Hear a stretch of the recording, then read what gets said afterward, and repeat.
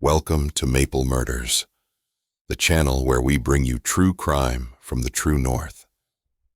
This is episode 6.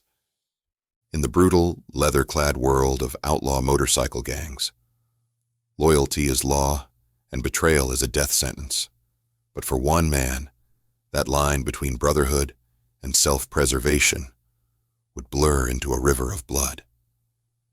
He wasn't just a biker. He was a death machine for the Hells Angels, a master of explosives, and a cold-blooded killer who would eventually admit to a staggering 43 murders. His name was Yves Trudeau, but in the underworld they called him Apache. This isn't just a story about the lives he took. It's the story of his chillingly businesslike methods, his key role in the savage biker wars that turned Quebec's streets into a battlefield, and the almost unbelievable deal he struck to save his own skin, a deal that forced him to bring down the very organization he had once killed for.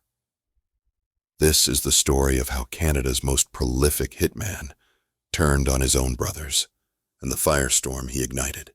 Yves Apache Trudeau was a paradox in a Hells Angels vest. He stood just 5'6" and weighed a wiry 135 pounds.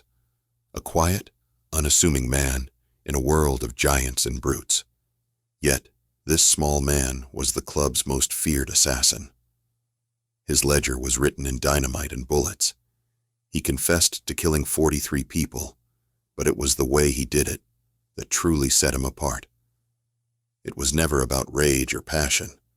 For Apache Trudeau, murder was a 9-to-5 job.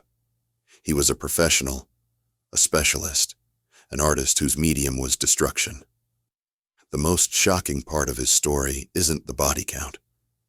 It's the cold, calculated betrayal that would make him the most wanted man by both the law and the lawless, forcing a choice that would echo through Canada's justice system for decades. So how does a man become the Hells Angels' top killing machine? To understand Yves Trudeau, you have to go back to a childhood that was anything but gentle. Born in Quebec in 1946, his earliest memories were of fear and discipline, not love and security. His father was an abusive man who ran the house with a militaristic fist. This harsh environment didn't break Trudeau. It forged him. It taught him to suppress emotion, obey orders, and see violence not as an outburst, but as a tool, a lesson that would define his life. As a teenager, he stumbled into a strange and prophetic line of work, a job at CIL, a Canadian explosives company.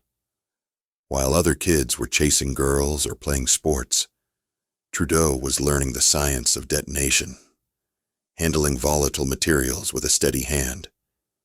He was building a skill set that in a normal life might have led to a career in demolition or mining. But Trudeau's path was destined to be much darker. This expertise with explosives would later earn him the terrifying nickname, the Mad Bomber. Physically, he just didn't fit in the biker world. In a culture that prizes raw intimidation, Trudeau's small frame should have made him a target. He was quiet, almost shy, a ghost who could drift through a room unnoticed. But that unassuming exterior was his greatest weapon. It hid a capacity for violence that was completely free of emotion. He wasn't some hothead flying into a rage. He was a quiet professional who took contracts, planned his work meticulously, and got the job done with chilling efficiency. His mindset wasn't like that of most serial killers, who are often driven by compulsion or perverse ritual. Trudeau killed for two simple reasons: money and loyalty to his club. It was a business. He was a subcontractor of death, and his services were always in high demand. This detachment, this ability to treat a human life like a number on a spreadsheet, is what made him so uniquely dangerous. He didn't need to hate his victims. He just needed an order. And for years, the Hells Angels gave him plenty of them. Trudeau's journey into the outlaw biker world kicked off in the late 1960s with a gang called the Popeyes. And they weren't just any local club. The Popeyes were Quebec's first and most notorious biker gang, with a solid reputation for violence. It was the perfect breeding ground for a man with Trudeau's talents. Here, his knack for calculated brutality wasn't a flaw. It was a feature. The late 1970s shook up the North American biker scene. The Hells Angels, the undisputed kings of the outlaw world, were expanding their empire. They didn't just open new chapters. They absorbed powerful existing clubs in a process called a patchover. In December 1977, the Popeyes of Montreal officially became the first Canadian chapter of the Hells Angels. And Yves Apache Trudeau was right there from day one, a founding member of this new and terrifying force in the Canadian underworld. Being a founder gave him instant street cred, but his actions built his legend. As the Hells Angels fought to lock down their control over Quebec, they found themselves in a series of bloody conflicts that became known as the Quebec Biker War. Their main enemy was the Outlaws MC, their long-standing global rivals. This wasn't a few disorganized street brawls. It was a war for territory, power, and most importantly, control of the booming drug trade. In this war, Yves Trudeau became the Angels' ultimate weapon. He was the guy they sent when a message needed to be delivered in the most brutal way possible. The war against the Outlaws raged between 1978 and 1983, and Trudeau was at the heart of it. Of the 23 Outlaws members killed during the conflict, Trudeau personally took out 18 of them. He wasn't just a soldier. He was a one-man special forces unit. This bloody work earned him a special honor, the Filthy Few patch, worn only by those who have killed for the Hells Angels. He was one of the very first in Canada to receive it, a testament to his lethal value. The world he lived in now ran on strict codes and extreme violence. The Hells Angels had 3 big international rules: no rape, no shooting up drugs, and no ripping off your brothers. Outside of that, it was all about expanding the business and exterminating rivals. The streets of Montreal became a chessboard where the pieces were armed bikers and every move could be fatal. Bombs went off in cars, rivals were gunned down in broad daylight, and the body count just kept climbing.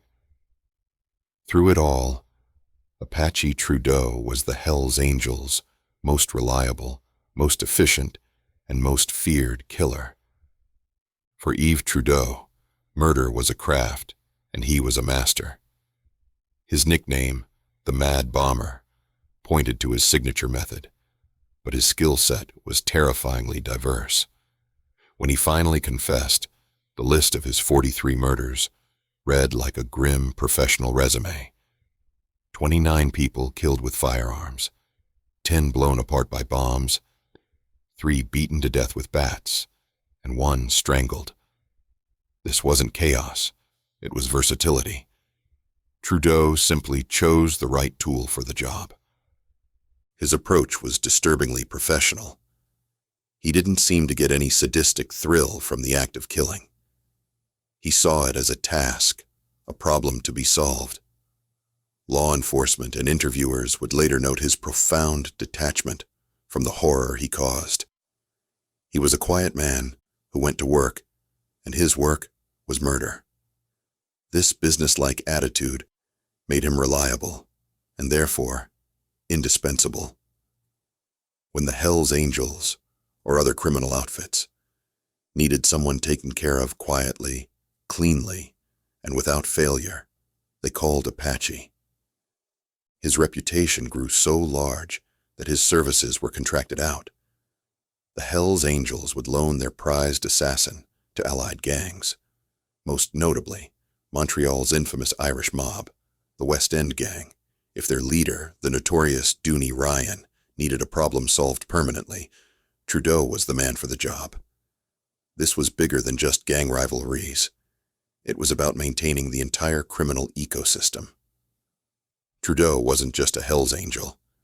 He was a freelance executioner whose primary client happened to be his own club. His victims were a mixed bag. Many were rival bikers, casualties of the turf wars. He dismantled the competition one life at a time. For instance, he took out Gilles Carteret, the president of the Montreal Outlaws, with a perfectly placed car bomb. In another hit, he targeted an outlaw leader named Donald Powers by simply knocking on his front door and shooting him 9 times in the head when he answered. The message was always clear. Resistance is a fatal mistake. But not even fellow Hells Angels were safe. Internal discipline was absolute, and any member who became a problem could end up on the wrong end of Trudeau's gun. Take Charlie Hatches, a member of Trudeau's own chapter. Hatches had a bad drug problem, was deep in debt, and was suspected of plotting against powerful allies. He became a loose end, and Trudeau was ordered to tie it up. For Apache, the patch on a man's vest meant nothing if an order came down from the top. Brotherhood had its limits. His most spectacular attacks usually involved explosives. In one infamous hit, he was hired to avenge the murder of West End gang boss Dooney Ryan. The suspected killers were hiding out in a downtown apartment. Trudeau and an associate built a powerful bomb inside a television set and had it delivered as a gift. At 4:15 in the morning, the bomb detonated, killing the 4 men inside instantly and blowing a massive hole in the side of the building. Police initially thought the men had accidentally blown themselves up. Only after Trudeau confessed did the terrifying truth come out. This was his art form. Death delivered with precision and overwhelming force. For 15 years, Yves Apache Trudeau was the untouchable ghost in the machine of the Canadian underworld. By the early 1980s, Trudeau was so influential, he helped form a new Hells Angels chapter in Laval, a suburb of Montreal, the North chapter. If the Montreal chapter was the heart of the Quebec Hells Angels, the North chapter quickly became its wild, uncontrollable fist. With Trudeau and another biker named Laurent Longley-Viau as its leading figures, the chapter developed a reputation for extreme violence and, even more problematically, for getting high on their own supply. The members of the North chapter were seen as cowboys, even by Hells Angel standards. They were reportedly using massive amounts of drugs, cutting into the gang's profits, and acting so recklessly that they were drawing way too much heat from the cops. They were becoming a liability. The very thing that made them scary was now threatening the whole organization. The other, more established chapters started to see them not as brothers, but as a cancer that had to be cut out. Tension simmered, and then it exploded. The other chapters decided the North chapter had broken the rules one too many times. They were accused of skimming drug money, and worst of all, being addicted to the product they were supposed to be selling. A secret meeting was held, and the Hells Angels leadership in Quebec made a chilling decision. The entire North chapter had to be purged. This wasn't about disciplining a few guys. It was a plan for a wholesale slaughter, an internal cleansing on a scale the club had never seen before. The trap was set for March 24th, 1985. The members of the North Chapter were summoned to the Hells Angels clubhouse in Sherbrooke, which would give the event its infamous name, the Lennoxville Massacre. They were told it was a party, just a routine get-together. They walked right into it. Waiting inside were 41 members from the other chapters. The 5 North Chapter members who showed up: Jean-Guy Brutus Geoffrion, Laurent Langlais Vieux, Michel Willie Mayrand, Guy Louis Chop Adam, and Réjean Zigzag Lassard, were ambushed, beaten, and executed by their so-called brothers.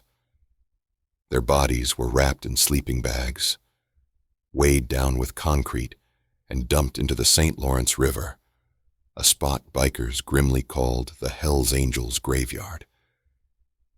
But where was Apache Trudeau? He was a founder of the North Chapter, one of its most powerful members. He was, without a doubt, a primary target. In a wild twist of fate, his own vices saved his life. Trudeau had checked himself into a drug rehab facility just days before the massacre to deal with a heavy cocaine habit. The very addiction that had contributed to his chapter's downfall was the one thing that kept him alive. He was supposed to be in that clubhouse. He was supposed to be at the bottom of the river. Instead, he was alive, and his world had just been shattered. The brotherhood he had killed for had just tried to kill him. In the wake of the Lennoxville Massacre, Trudeau was completely alone. His chapter was gone, its members floating in the cold St. Lawrence. The Hells Angels leadership knew he was a huge loose end, a powerful killer who now had every reason to turn on them. They approached him while he was still in rehab with a cold, clear message: "You're out of the club." They ordered him to remove his Hells Angels tattoos immediately, a symbolic stripping of his entire identity. But they also offered him a dark path back. To prove he could be trusted again, they gave him a new contract. He was ordered to kill 2 more people connected to his old chapter. It was the most gruesome loyalty test imaginable. Desperate to get back to the only life he knew, Trudeau accepted. He carried out one of the murders, killing a drug dealer named Jean-Marc Deniger. But something had changed. The trust was gone. The code was broken. Trudeau knew he was living on borrowed time. His fears were confirmed when he heard through the grapevine that the Hells Angels had put a $50,000 contract on his own life. They weren't testing his loyalty anymore. They were just waiting for the right moment to take him out for good. He was a dead man walking. In July 1985, Trudeau was arrested on a weapons charge and sent to prison. For most guys, this would be a disaster. For Trudeau, it was a moment of terrifying clarity. He knew the Hells Angels' reach extended far beyond prison walls. Inside, he'd be an easy target. He later summed it up: "I was as good as dead already. I was supposed to be dumped in the river on the 24th. Facing that grim reality, Yves Apache Trudeau made the biggest decision of his life. He decided to break the ultimate underworld taboo. He reached out to the Sûreté du Québec, the provincial police, and offered them a deal. The most prolific killer in Hells Angels history, the man with the filthy few patch, was about to become an informant. In August 1985, Yves Trudeau became the first full-patch Hells Angel in Canada to turn police witness, ready to unleash a flood of secrets that would shake organized crime to its core. When Yves Trudeau started talking, he blew the lid off the gangland underworld. He didn't just give up a few names. He gave investigators a full, detailed confession of his entire 15-year career as a hitman, admitting to 43 murders. His information went even further, implicating at least 80 different people and helping the police solve dozens of cold cases. His testimony was a goldmine for law enforcement, a weapon that could tear down the very organization they'd been battling for years. But this information came at a price, one that would spark a national outcry. In exchange for his testimony, the government made a deal with Trudeau that remains one of the most controversial plea bargains in Canadian history. They let him plead guilty not to 43 counts of first-degree murder, but to 43 counts of manslaughter. It was a legal fiction, suggesting that a professional hitman who built bombs somehow didn't intentionally kill his victims. It was a bitter pill, but one the Crown swallowed to get his cooperation. The sentence was even more shocking. For admitting to wiping out 43 people, Yves Trudeau was sentenced to life in prison. But the deal came with a catch. He'd be eligible for parole in just 7 years. 7 years for 43 lives. The math was sickening. It worked out to about 2 months served per victim. And if that wasn't enough, the government also gave him a contract. He received $40,000 and a weekly allowance of about $35 for things like cigarettes while he was locked up. The man who had terrorized Quebec for over a decade was now, essentially, on the government's payroll. When the details of this deal went public, people were furious. The media, victims' families, and the public were horrified. How could the justice system make a pact with a mass murderer? It felt like a betrayal of the victims, a cynical bargain that put police strategy ahead of actual justice. Critics argued that deals like this send a terrible message. If you have enough information, you can literally get away with murder. One critic of the system warned that many informants would just end up offending again. In Trudeau's case, that statement would prove to be tragically prophetic. The deal may have put some bikers behind bars, but it left a permanent stain on the Canadian justice system. The story of Yves Trudeau raises tough questions. What is justice? What is betrayal? And what kind of deals are we willing to make with monsters to catch other monsters? If you find these deep dives into the dark corners of the criminal world compelling, make sure to subscribe and hit that notification bell. Let us know in the comments what you think.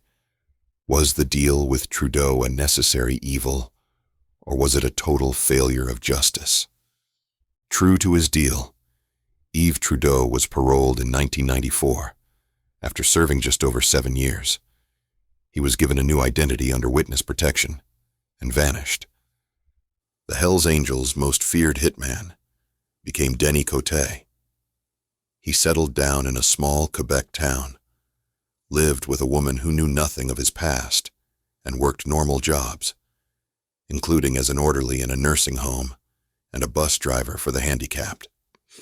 For a little while, it looked like the ghost had finally disappeared. But his old demons weren't gone for good. After losing his job in 2000, Trudeau fell back into his old ways and got hooked on cocaine. Then, in March 2004, the name Dennis Cote hit the police blotter. The man once known as Apache Trudeau was arrested and charged with the sexual assault of a 13-year-old boy. The news was a bombshell, reigniting all the old fury over his plea deal. He pleaded guilty and got 4 more years in prison. During sentencing, the judge told him bluntly, "In your lifetime, you have killed more people than the Canadian military did in the Gulf War." Back in prison, he was now marked as both a rat and a child molester. forced to live in near total isolation to stay alive. The final chapter of his life wasn't written by a bullet or a bomb, but by disease. In 2006, Trudeau was diagnosed with bone marrow cancer. As his health failed, he was granted a compassionate release in July 2008, deemed too weak to be a threat. A few weeks later, Yves Apache Trudeau, the man who cheated death at the hands of his own brothers, died in a medical facility at the age of 62. His legacy is complicated and dark. On one hand, his testimony was a landmark event in the fight against organized crime in Canada. It gave an unprecedented look inside the secret world of the Hells Angels and led to the jailing of key members. On the other hand, his story is a cautionary tale about the dirty compromises of justice. The deal he got remains a symbol of a system that many feel failed 43 victims and their families. His crimes, after being released, seemed to confirm the worst fears of critics, that a man like him was simply incapable of being fixed. Yves Trudeau's bloody career paved the way for an even more violent era in Quebec's history. The Biker War of the 1990s, a conflict that would claim around 160 lives, including that of an innocent 11-year-old boy killed by a car bomb. Trudeau was a product of a violent world, but he was also one of its chief architects. The story of Yves Apache Trudeau is a chilling look into the heart of the outlaw world. It's the story of a quiet boy forged by abuse who found his calling as an instrument of death. He rose from a teenage explosives handler to become the Hells Angels' most prolific killer, a man who treated murder like a job and loyalty as his religion. But the great irony of his life is that the very brotherhood he killed for was the one that signed his death warrant. The Lennoxville massacre wasn't just a mass murder. It was the ultimate betrayal. In response, Trudeau committed the one unforgivable sin of the underworld. He broke the code of silence. He turned on his brothers to save himself. His life forces us to face uncomfortable truths. He was a monster, yes, but he was a monster created and employed by a criminal organization that runs on fear. The deal he struck shows the messy, morally gray reality of fighting that kind of evil, where sometimes the only way to catch a devil is to make a deal with another one. In the end, Yves Trudeau got away with murder, but he never truly escaped his past. He died, not from a rival's bullet or an angel's revenge, but from a quiet disease, a slow, wasting end for a man whose life was all about explosive violence.